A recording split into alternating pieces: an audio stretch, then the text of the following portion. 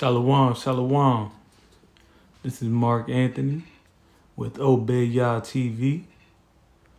Want to do a little lesson today on why the six-pointed star has nothing to do with Torah, Tanakh, the Most High Yah, or none of his people, the Hebrew people, the children of Israel.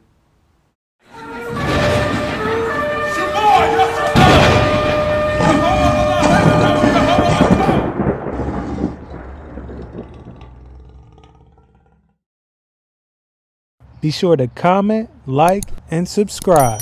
Thank you. So I'm going to start with this article you can find at commentary.org.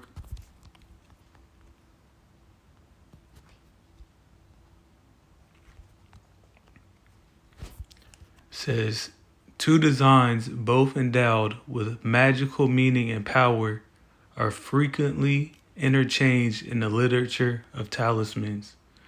The six-pointed star and the five-pointed star. In practice, the transition from one to the other was very easy, and the investigator of amulets will frequently find that where one uses the five-pointed star, another uses the six-pointed star.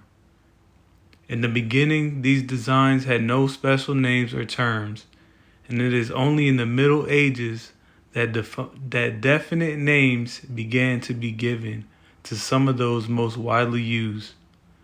There is very little doubt that terms like these first became popular among the Arabs, who showed a tremendous interest in all the occult sciences.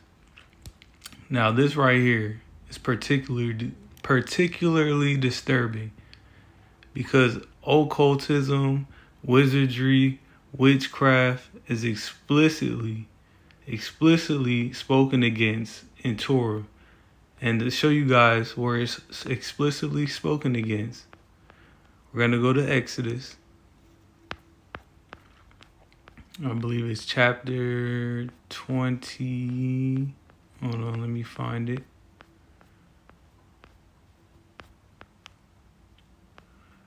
And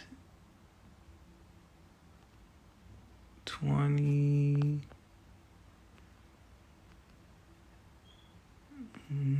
Almost there. All right, we're here. Exodus chapter 20, verse 17. Thou shalt not suffer a sorceress to live. Basically, what the Most High is saying here is that anyone that practices wizardry, witchcraft, sorcery, necromancy, they get the death penalty back in biblical times. Now, the Hebrew word right here, makashapa,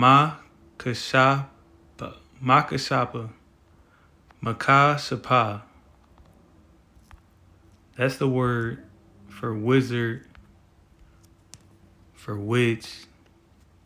Go right here. See, I'm not making none of this stuff up. Makashapa, a witch. That's the word that it's using right here in Exodus 17. So, going back to the article. The six-pointed star, the five-pointed star are tied to occultism,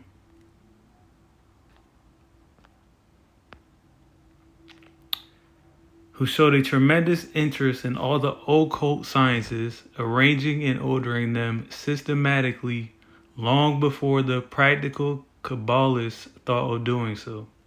So this went from occultism from paganism to Kabbalism and to Kabbalists who practice this today. This is witchcraft magic. They use the six-pointed star. This is where it originated. It is not to be wondered at, therefore, that for a long time both the five-pointed and the six-pointed stars were called by one name, the Seal of Solomon, which is not true. They were never called that until hundreds of years after the Tanakh was written, and that no distinction was made between them. This name is obviously related to the Jewish legend of Solomon's dominion over the spirits and of his ring with the ineffable name engraved on it. Now they say the name is ineffable. If you read the Tanakh, if you read Torah, the Most High's name is not ineffable. The children of Israel are required to call upon the Most High's name, and that name is Yahawah and Yahawah only. Not JC, not Jehovah, not none of that.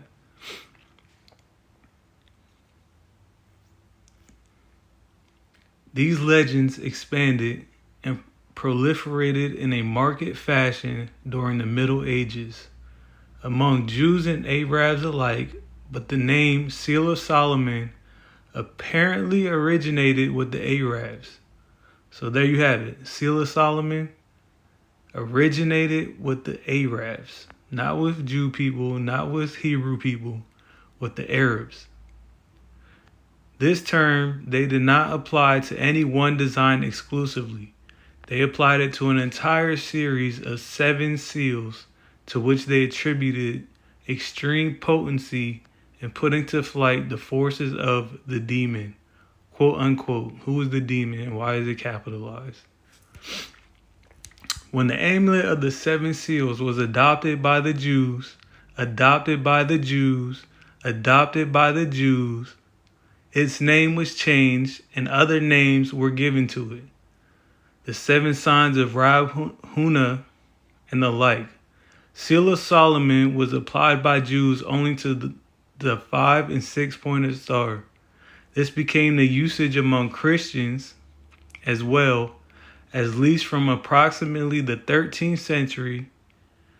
The medieval Kabbalist R. Abraham Abulafia compares the shape of the Segal, a triangularly pointed Hebrew vowel sign, to the sign of the seal of King Solomon, and the term is frequent in the Hebrew literature on amulets. Another thing, amulets has to do with magic, has to do with occultism, has nothing to do with the Tanakh, the Torah, the words of the Most High. The virtue of the seal as a talisman was always to accomplish one thing and one thing alone, to serve as a shield against the evil spirits. Consequently, we find it in many of the magical versions, there we have again, magical versions of the mezuzah, which were so widespread from the beginning of the Middle Ages to about the 14th century. Mezuzot and amulets served an identical function for the adepts of magic. Like I explained to you earlier, amulets, 6-pointed stars, 5-pointed stars, all this has to do with witchcraft, magic, occultism. A German rabbi of the 12th century writes about the mezuzah that it is a common practice for the additional safety of the house to inscribe seals and angelic names at the end of the mezuzah verses, and this is neither forbidden, which is a lie. He just straight up lied, because like I just said, and like this article explains, this is magic witchcraft. That this is neither forbidden nor commanded, but only for additional safety. Some of the early rabbis actually ruled that the mezuzah must be written in magical style. This is the trend you're going to find with this 6-pointed star. It has to do with magic. And with the additions. Maimonides, I can't pronounce that name. Maimonides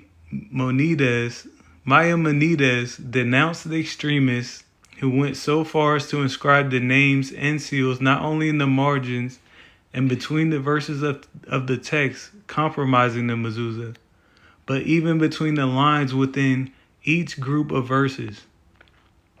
In his opinion, such men are in the category of those who have no share in the world to come. For these fools were not content to nullify a commandment, but they took the great commandment of the unity of the name and his love and worship and used it as though it were an amulet for their own profit. Now this guy knows what he's talking about.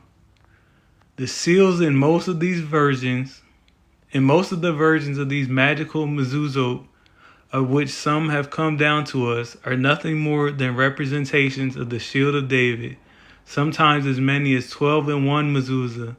The late collector Elkin Adler once showed me such a one. It was not, therefore, as a symbol of the monotheistic faith that the six-pointed star began its Jewish career, but as a magical talisman for protection against the evil spirits. Now y'all have to pay very close attention to this. It was not, therefore, as a symbol of monotheistic faith, meaning believing in one God, that the six-pointed star began its Jewish career, but as a magical talisman for protection against the evil spirits. Now, anyone that has read Torah or Tanakh knows that good and evil comes from the Most High. So a magical talisman is not going to protect you. If you have evil coming to you, it's evil that you deserve coming to you. No talisman is going to protect against that. No magic is going to protect against what the Most High is sending upon you. And this remained its primary meaning among the masses of the people until about 100 years ago. The magical mezuzah originated without any doubt in Babylonia or Palestine in the Gaonic period. Now they have I guess it's a typo. I don't know what centuries they're talking about there, but we'll just say the 7th century CE. But we do not have enough evidence today to decide from which of these two countries it comes. And the medieval literary sources that describe the method of preparing the magical mezuzah, we find no mention of the name of the seal, whether seal of Solomon or shield of David. In articles and textbooks, we read the erroneous hypothesis to the effect that Karaite scholar Judah Hadassi in the middle of the 12th century was the first to call this sign the shield of David. So it wasn't until the 12th century when the six-pointed star was even named the shield of David in his book, The Cluster of Camphor. And then it goes on to say, actually, this was only an addition by the 19th century printer. So it wasn't the 12th century when it became known as Shield of David. It wasn't until the 19th century, the 1800s, when the six-pointed star was named the Shield of David. In the course of the years, the magical mezuzah was forgotten, but the two forms of the Seal of Solomon are preserved in the magical literature of all three religions. Anyone who looks into the Renaissance books on magical practices like Solomon's Key or the literature ascribed to the legendary magician Dr. Faustus will find them used in many connections. I don't know how many times I need to reiterate this, but you can see that these seals are being used by magicians, Dr. Faustus, and in magical practices. Therefore, showing that the six-pointed star comes from a background of occultism, magic, wizardry, and witchcraft. So I don't understand if you're calling yourself Hebrew Israelite, saying you're Hebrew, why you're still using the six-pointed star. That has nothing to do with the Most High, has nothing to do with Torah, has nothing to do with Hebrews, has nothing to do with King Dawid, has nothing to do with none of that. So y'all need to stop wearing this stuff. You got us out here looking crazy. The figure served as a talisman and other amulets, some of which attained great popularity, like the famous amulet for putting out fires, on which was written the verse, "And the people cried unto Moshe, and Moshe prayed unto Yahawah, and the fire abated." Around the shield of David, in the center of which was written the formula AGLA, the initial Hebrew letters of the verse, "Thou art mighty forever, O Adonai."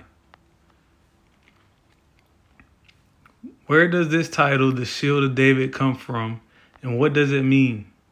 It is known that among the medieval mystics, more magicians, some legends were current about King David's shield and its magical powers.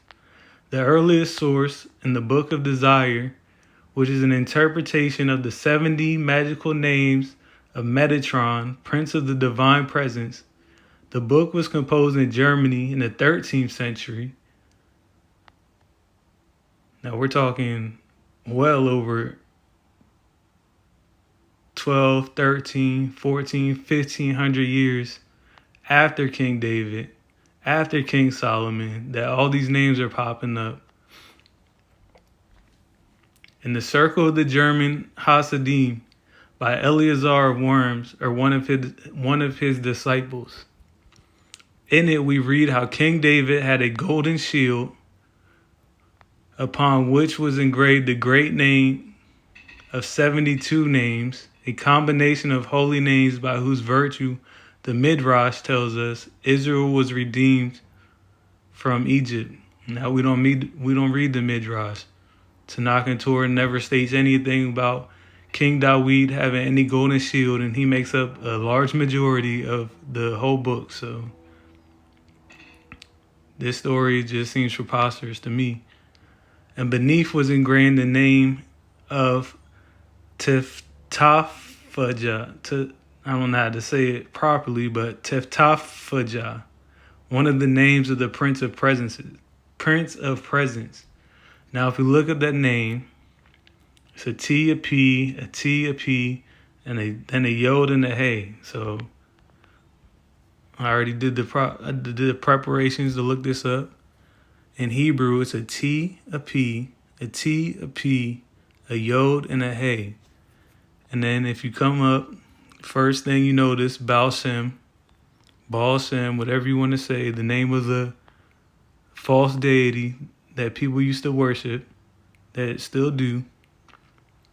And here you'll notice the 6-pointed star, protection and defense, the T, the P, the T, the P, the Yod and the Hey, with Shaddai in the middle.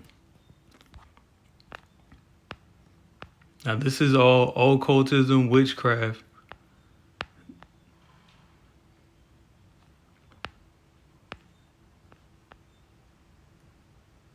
If you notice right here on Etsy, what is the title? Witchcraft Amulet for Protection, even though they can't spell. The Gallery of Magic.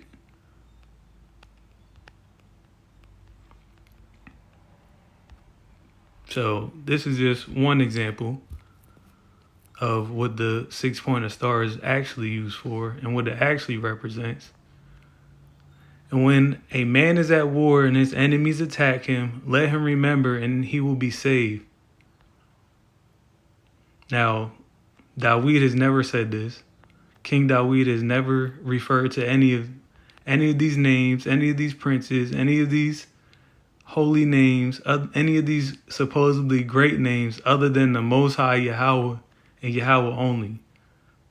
He never called on any other name but that, all throughout Tanakh, all throughout Torah. So when they put this here, and if this is what it says in the Midrash, I never read it, but if this is what it says, it's a complete lie. For the same book tells us that the numerical value of the Hebrew letters of Teftayjah is the same as that of the letters of upon the shield. As early as the 13th century, the design of the Seal of Solomon already found a magical mezuzot was substituted for the great name of 72 names. Why this substitution occurred, I do not know. Although it is possible that the 72 names have written out in an arrangement like the shape of the seal of Solomon, and that afterwards, as the writing of the names became stylized, lines finally took the place of the names. In the 17th century, in certain instances, we find instructions that the shield of David is not to be drawn in simple lines, but is to be composed of certain holy names and combinations of names. Again, where they're getting these names from, I'm not too sure. How they're saying these names are holy, I'm not too sure. Throughout Torah Tanakh, there's really no mention of any angel names besides Michael in the book of Daniel. Usually it's just saying Malakim, the Malak came, presented himself. They don't usually give them a name outside of the Most High's name. Or Lord, they call him Lord.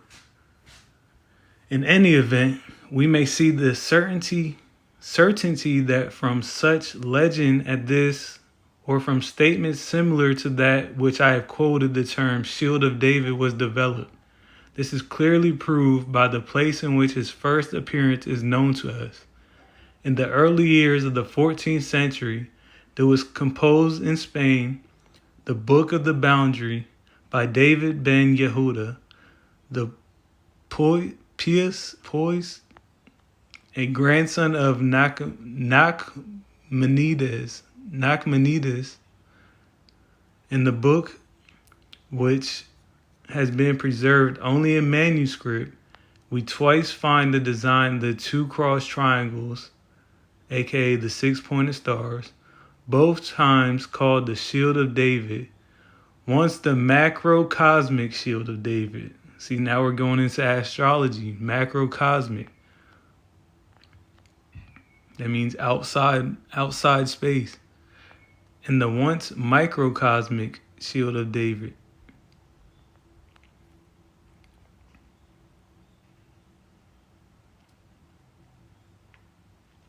Beneath the pictures of the shield is written the name Taf Faya. Faya. That's what I'm going to say, because there's no J in Hebrew. So I'm going to say Faya, which proves its intimate connection with the tradition concerning King David's shield in the Book of Desire. In some of the manuscripts I have examined, the design has become corrupted and has been replaced by a single triangle or by the 5-pointed star. But in a number of old manuscript compendia of the practical Kabbalah, we find protective amulets with the picture of the shield of David, and at its center or by its side the same name, Taya. One of these is the book entitled The Roots of the Names by R. Moses Zuckut, a famous encyclopedia of the practical Kabbalah dating from the 17th century. An altogether different tradition concerning the emblem on King David's shield exists from the 15th century on. It was first mentioned in the Sacrifice of Isaac by the noted Spanish preacher R. Isaac of Rama, and it taught that the emblem on King David's shield was not the image that we know by this name, but Psalm 67 in the shape of the menorah, the 7-branch candelabrum. Now, Tanakh and Torah does mention the 7-branch candelabrum multiple times. It was used in the Tent of Tabernacles. It was used in the temple. This symbol, the 7-branch candelabrum, which they also use on Israel's heritage flag. I don't know what the specific word for it is, but it has the name Israel on it with the 7-branch candelabrum on it. That's a symbol of true Yisrael, true Hebrewism, true Israelites. because the Most High instructed them to make this. He gave them the dimensions. He gave them the description. The menorah pictured on the shield of David here is a most curious combination of the two motives. This tradition knows nothing of the Magen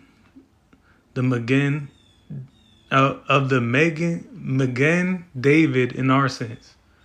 Magen David in our sense.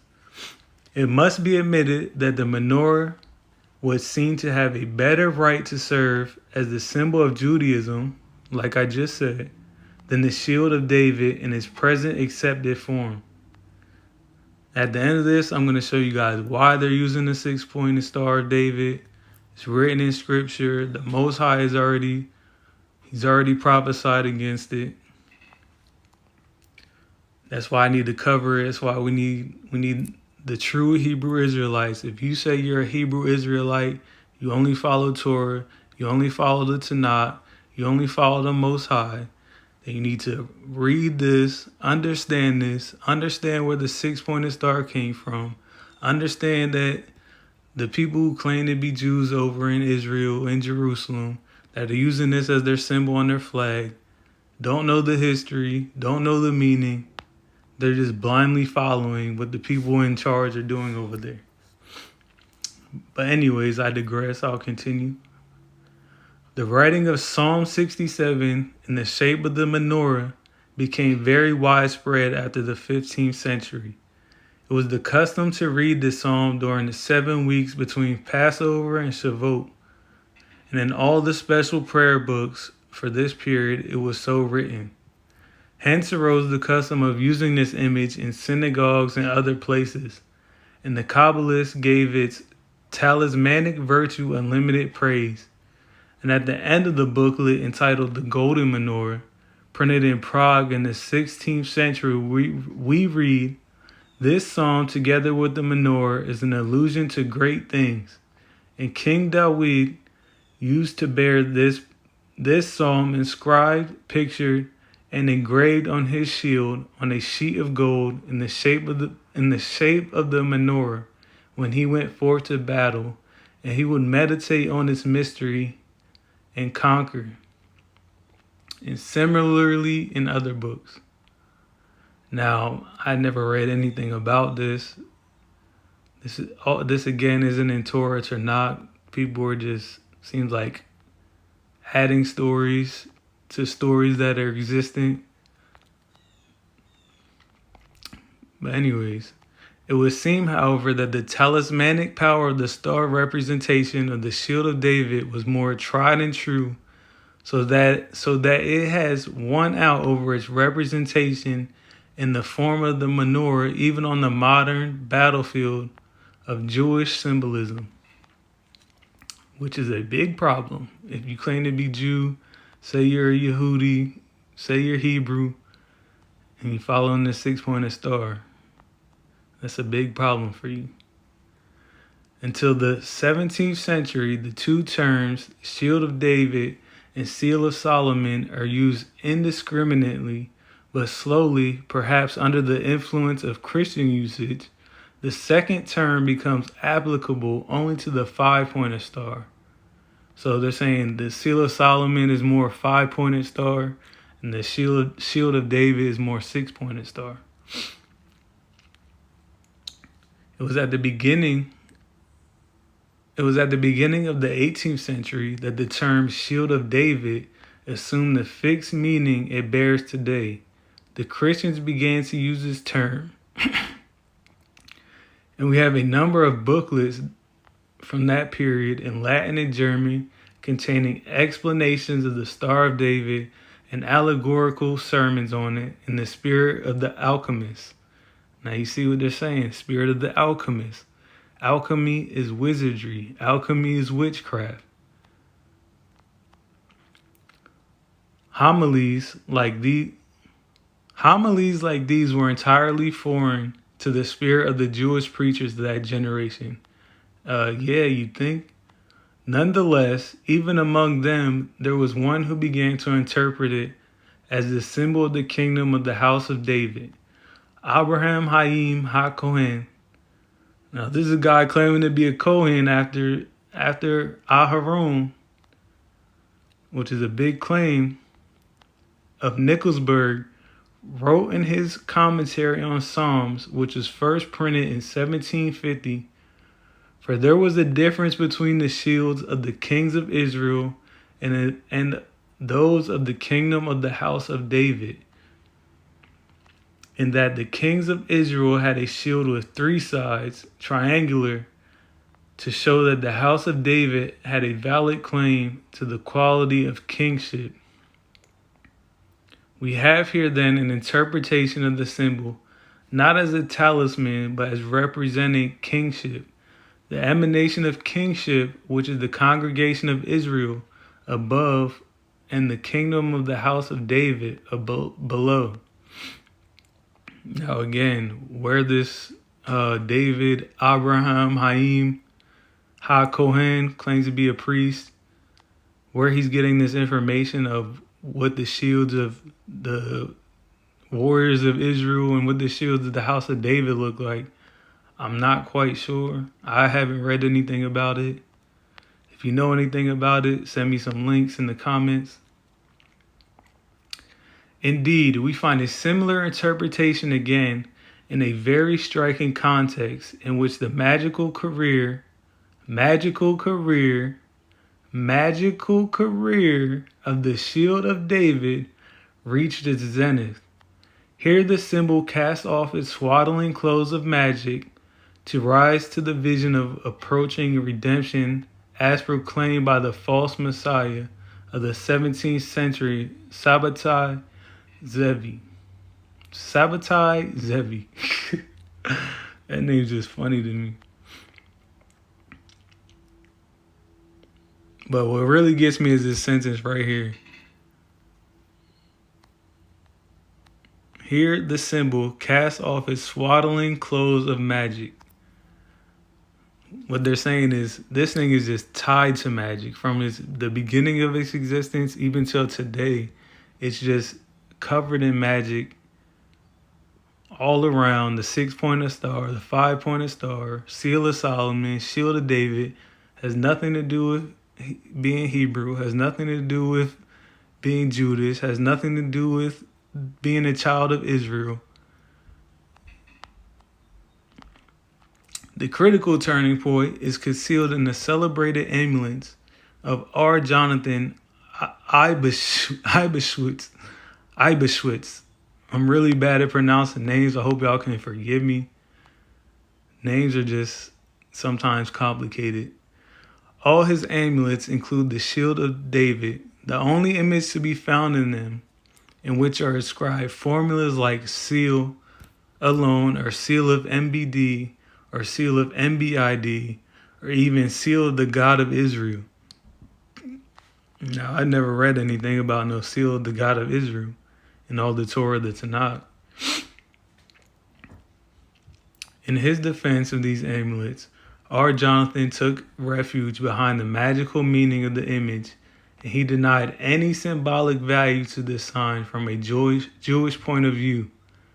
It was not so with those who sought to decipher his amulets. They explained his predilection for this image by its Sabbatian significance. Their interpretation was that for R. Jonathan, the shield of David had become a messianic symbol. They compared the inscriptions within the images in many of his amulets, and they discovered in them a Sabbatian reference. MBD stood for Messiah ben Dawid, and so on. Now, Messiah ben Dawid, they're really reaching there. The word Messiah, Mashiach, Christ, that means anointed. So they're saying the anointed son of David. But as far as I know, nobody has been anointed by a priest, by a Kohen, by the Most High since biblical times. I'm talking pre-New Testament. I'm talking Tanakh only. Nobody has been anointed by the Most High since the fall of Jerusalem, since the fall of the temple. So I don't get where they're coming from with this.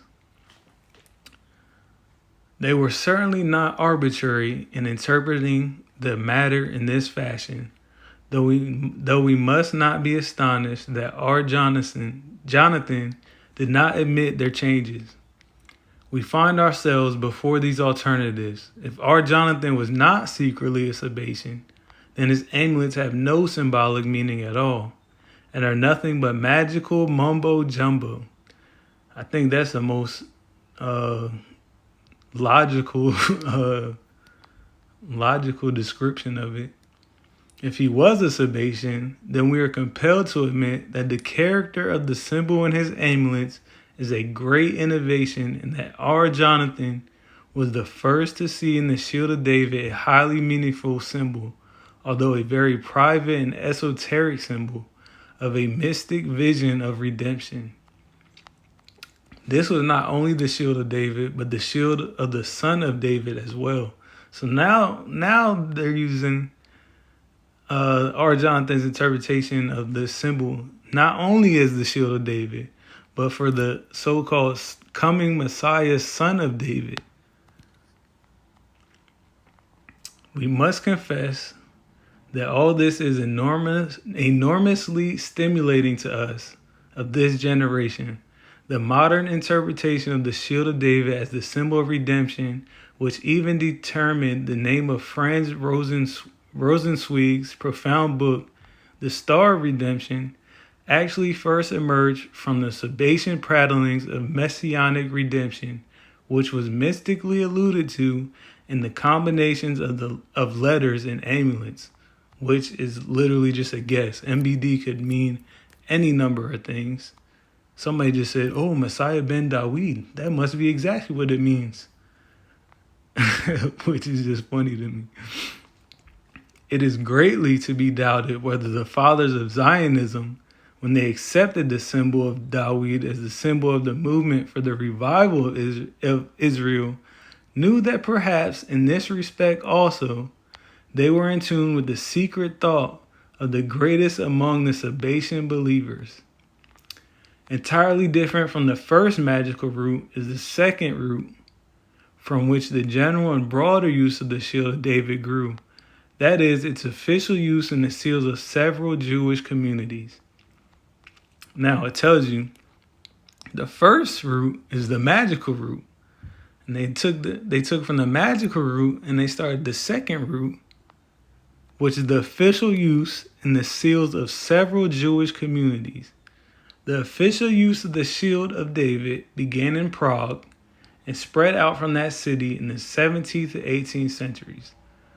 Now, if you have any retrospective history, if you have any retrospective Torah, if you have any retrospective Tanakh, the 17th to 18th century are only 200-300 years ago, 400 years ago max.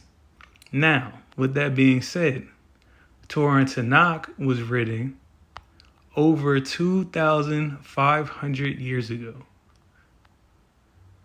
So for them to try to pull this out of Torah, Tanakh, and everything written in there, and then try to take it up and say, it's the new movement of Israel, this is our new symbol, is just astonishing to me.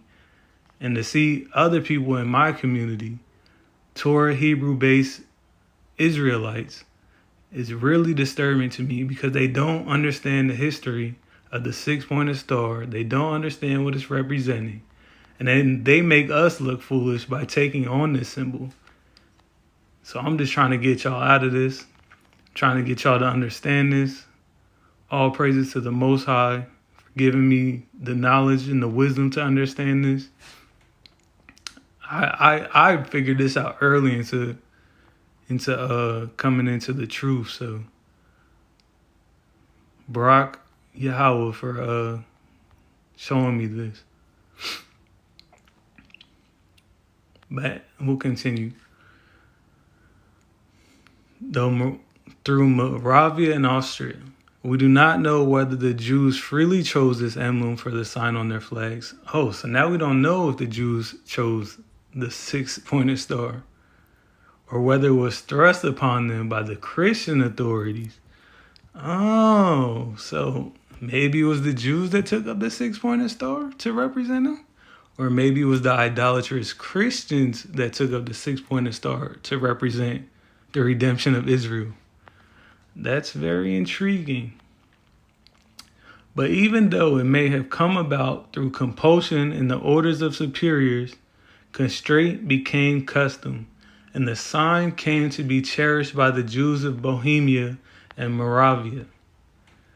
In surviving notes on the contents of ancient documents concerning the Jewish community of Prague, which were destroyed by fire more than 2 centuries ago, it is said that the Emperor Charles IV in 1354 gave the Jews the privilege to bear a flag as a special token of his grace to the Jews of the community. There is no mere legend since we later find This is no mere legend since we later find the flag mentioned in the Chronicles of Prague, the Chronicles of Prague Jewry, as a well-known thing. In 1527, the authorities ordered the Jews of Prague to greet Emperor Ferdinand I on his entry into the city with their flag. On this flag was a large shield of David, not in the form of a 5-pointed star, as some books would have it.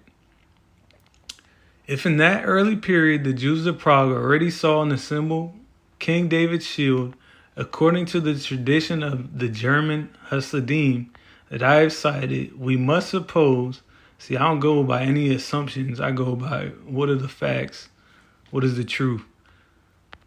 So I might have to dig more into what they're saying right here, but nonetheless, I'll continue.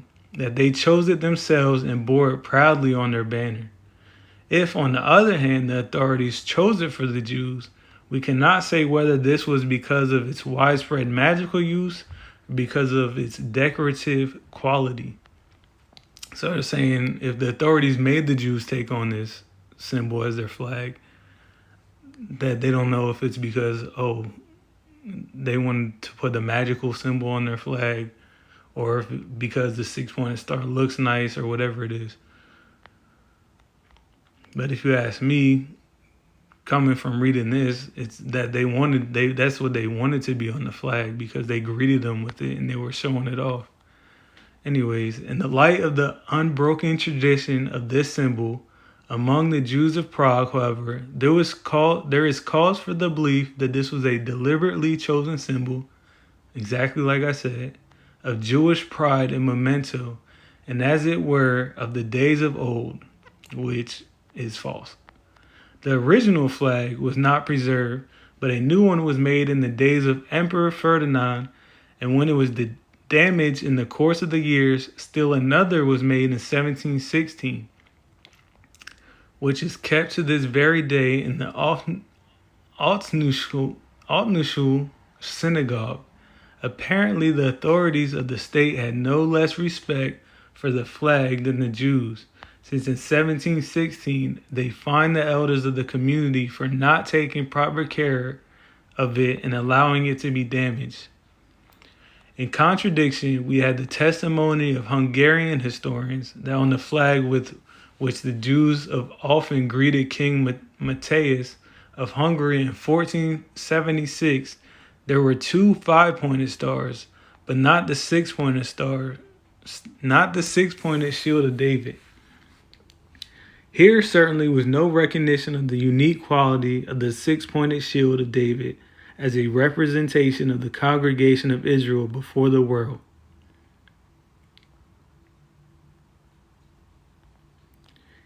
Even until the beginning of the 17th century, the 2 stars were still vying with each other in Prague. So the Jews in Prague were doing this balancing thing of 5-pointed star, 6-pointed star, of what they wanted to put on their flag. Though by this time, the use of the term Shield of David had become current among the Jews of Prague.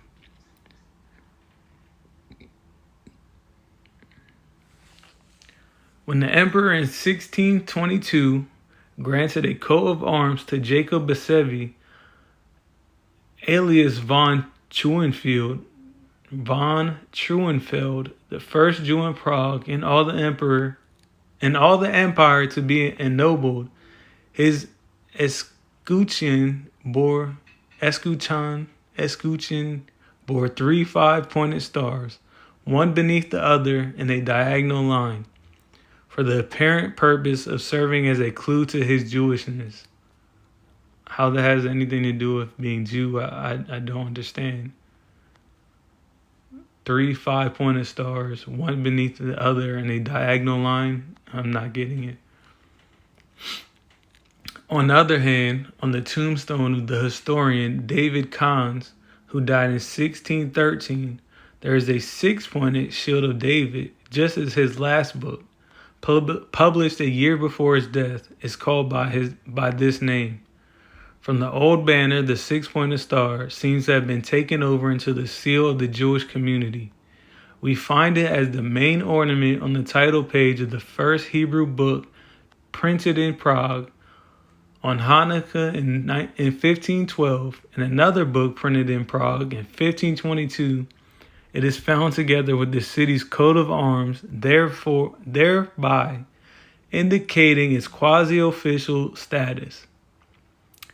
When in 1627, Emperor Ferdinand II approved again the old seal of the Prague community, outside the 6 sides of the star was spelled out Magen David, with one consonant in each of the 6 spaces. From then on, the 6-pointed shield of David is used communally in a number of different places in Prague, on the seals of societies and individuals, on tombstones, on synagogue structures, and on the ironwork of the synagogue Bama on the tower of the Jewish Council's building. From Prague, this official use of the symbol spread out. In 1655, it is found on the seal of the Viennese community, and in 1690 on the seal of the community of Premscher in Moravia.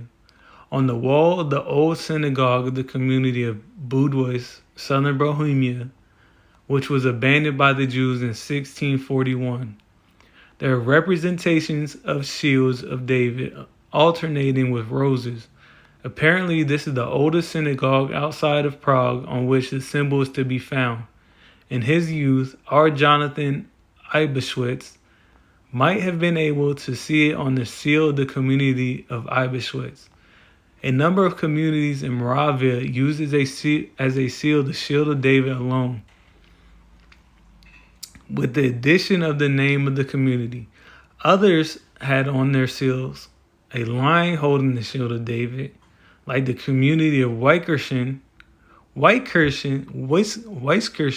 at the beginning of the 18th century. In very isolated instances, the figure of the shield of David was used in southern Germany also, doubtless under the influence of the Prague community. In other countries, we do not generally find the shield of David in use before the beginning of the 19th century, either on community seals or on the curtains of the ark or on Torah mantles. In books printed outside of Prague, it was used as a printer's mark only by the printers of the Foa family, and appears in their books from 1551 to the beginning of the 19th century. Their family coat of arms has a palm tree, among the leaves of which a shield of David is fixed, grasped by 2 lions. No other printer used it, and it is clear that the emblem had no Jewish meaning. Now, no other printer used it, and it is clear. They said it's not a guess. It's clear that the emblem had no Jewish meaning. Printers who imitated the full mark at the beginning of the 18th century omitted the shield of David and retained only the palm tree and the 2 lions. Now, those printers were smart. Apparently, the prime motive for the remarkably wide diffusion of the shield of David in the 19th century was the desire to imitate Christianity.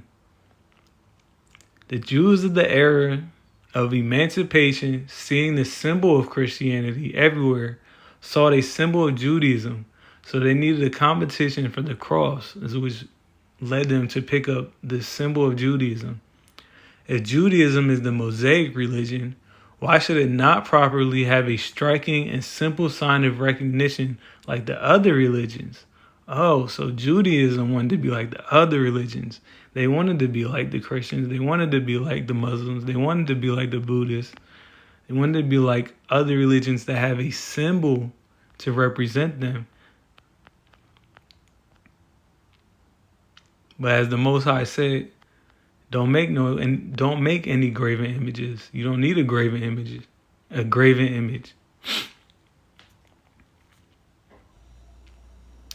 The new emancipated Jews desired to erect above the walls of the synagogue something resembling the symbol of the cross. And this is what led to the ascendancy of the Shield of David in the 19th century and helped it to become widely used on ceremonial objects as well. It was from the enlightened West, as they say, the enlightened West, ain't nothing enlightened about the West, that the symbol of Jewishness passed to Poland and Russia. The use of the amulets was still very widespread, especially in the East, and the devout did not trouble themselves with complex thoughts. The mimicry of Christianity inherent in the choice of the symbol was confused with its talismanic and magical properties to which they had become accustomed, especially the simple folk, from countless amulets. Thenceforth, the Shield of David began to be introduced everywhere, on the walls, on the windows and roofs of synagogues, on tombstones and medals, as though it were from Sinai. As though it were from Sinai. I like that sentence. As though it were from Sinai. In their pursuit of a useful symbol and in their impulse toward mimicry, see, it's saying they wanted to be copycats. It did not occur to the builders of the new synagogues that intrinsically the symbol did not stand for anything or for very little of the world of Judaism, and consequently that it did not have the deep roots drenched in meaning of the cross in the religious world of Christianity. As late as 1854, G. Wolf wrote in Vienna that he was very well acquainted with the spirit of the Jews of Moravia, and that the whole of the poised Jews' belief in the Shield of David was that it would protect him against any malevolent assault by his enemies. He did not say that it had a value as a symbol of that poised Judaism in the sense that the cross had religious meaning for the Christian. The upshot of the matter is this. In the very days of its greatest popularity, the Shield of David was a meaningless,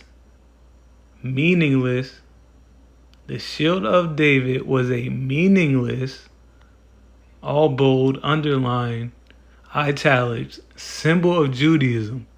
And the Judaism of those days, in turn, tended to be meaningless.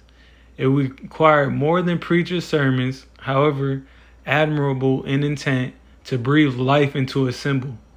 The successful and empty career of the Shield of David during the 19th century is in some measure a token of the Jewish decadence of that century. Then the Zionists came, seeking to restore the ancient glories, or more correctly, to change the face of their people. When they chose it as a symbol for Zionism at the Basel Congress of 1897, the Shield of David was possessed of two virtues that met the requirements of men in quest of a symbol. And on the one hand, its wide diffusion during the previous century, its appearance on every new synagogue, on the stationery of many charitable organizations, etc., had made it known to everybody, and on the other, it was not explicitly identified with a religious association in the consciousness of their contemporaries. This lack became its virtue. The symbol did not arouse memories of the past. It could be filled with the hope for the future. But even Zionism did not do so much to confer the sacredness of a true symbol on the shield of David as did that mad dictator who made of it a badge of shame for millions of our people. They're saying "our," talking about, I don't know if the writer of this is Jewish, but who compelled them to wear it publicly on their clothing as the badge of exclusion and of eventual extermination. Under this sign, they moved along the road of horror and degradation, struggle and heroism. If there be such a thing as a soil that grows meaning for symbols, this is it. So they're saying they don't care about the past history of where the six-pointed star came from, but because Hitler used it as a way to degrade the Jews during World War II, that's where the meaning of its symbolism came from. Some have said the sign under which they went to destruction and to the gas chamber deserves to be discarded for a sign that will signify life. But it's also possible to think in the opposite fashion. The sign that in our days was sanctified by suffering and torture has won its right to be the sign that will light up the road of construction and life. The going down is the prelude to the raising up. Where it was humbled, there you will find it exalted.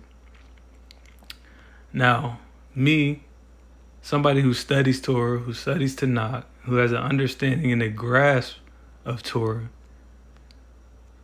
the way I see people being punished during World War II, that's the Most High's doing. Apparently, these had to be wicked people to be destroyed in such a inhumane manner. I'm going to say inhumane manner, because millions of people were killed. Hundreds of thousands of Jews were rounded up. People that claimed to be Jews said they were Jews.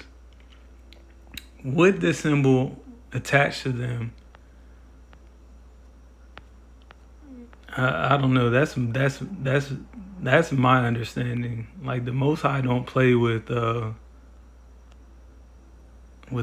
graven images, people claiming to be who they're not, people not following his laws and commandments, but saying they're the people of Israel.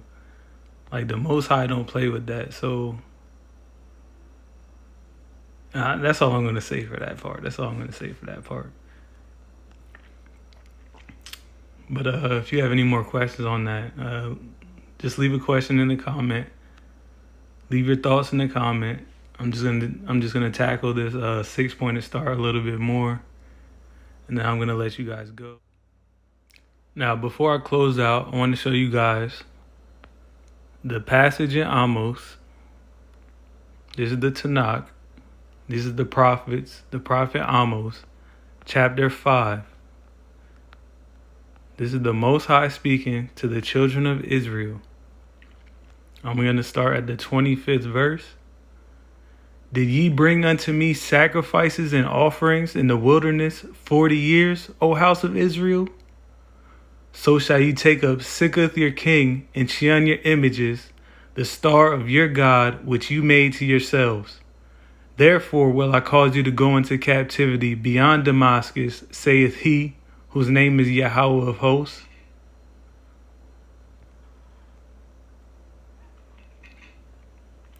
Now, let's go to the 26th verse. We're going to look at the Hebrew to give you a breakdown of the names they're using. We're going to look at this word right here. Cain, whatever you want to say. Where we at? Kayan, Kaiwan, whatever the pronunciation you want to use. You want to be super proper or modern Hebrew, or you want to say it in English. Now it's talking about Molech and Kian. These are two different, or these are, some people say they're the same. They're different deities, but they're both false deities that they were worshiping back then. Israelites were worshiping these false deities back then, sacrificing their children to Molech. It's written all throughout Torah, all throughout Tanakh. This is something that the Most High hates. So we're going to look at, what is the star of Molech? What is the star of Chian? We'll start with star of Chian first. Let's see what this brings up. That's another name for Chian, is Remphan. These are all Babylonian pagan deities. And the first thing you have pop up, oh, what does that say? Star of Remphan. Let's look at this. Now you notice the bull's head in the middle. The bull is a representation of Molech. You notice the 6-pointed star, the astrological symbols, the 5-pointed star, the 6-pointed star. These are talismans of Saturn, is what magicians call them, talismans of Saturn. Remphan, Molech, Chian, they're gods of Saturn. That's literally what I'm going to show you. Chian and Remphan. Let's look at the etymology. Remphan is a rendering of the ancient Greek. Various manuscripts offer that other transliterations of this pronunciation include blah, blah, blah, blah, blah, blah, blah. It is likely in reference to Kian, mentioned in Amos 5:26. Kian is generally assumed to be the god of Saturn. So, when you're using the 6-pointed star, let's look at star of Molech.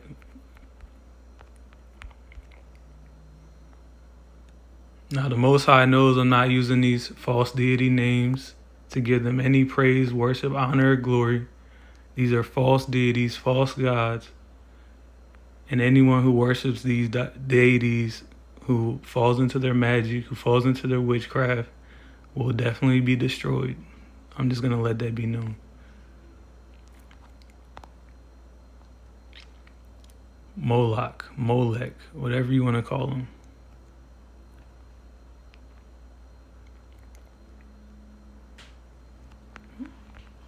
This is a god of Saturn. And if you notice, all throughout this, you'll notice 6-pointed star right on Molech.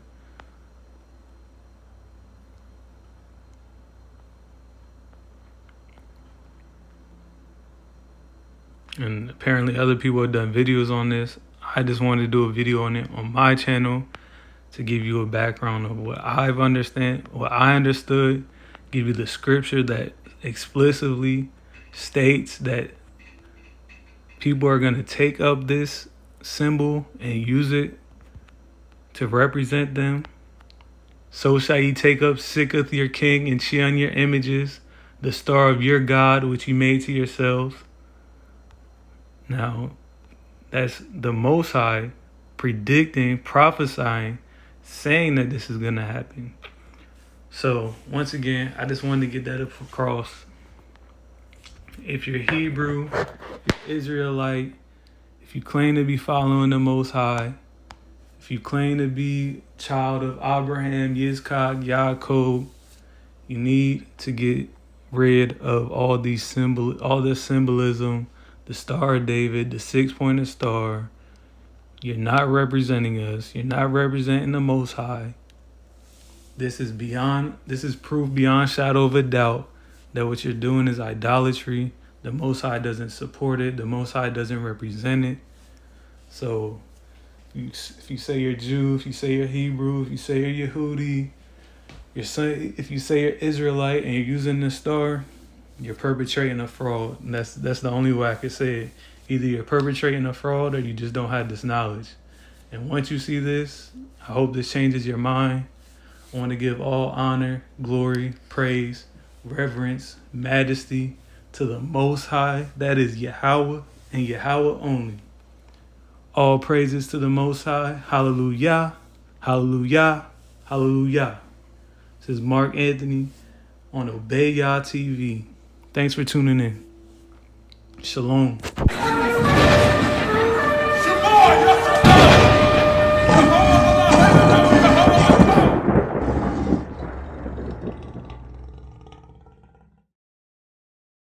Be sure to comment, like, and subscribe. Thank you.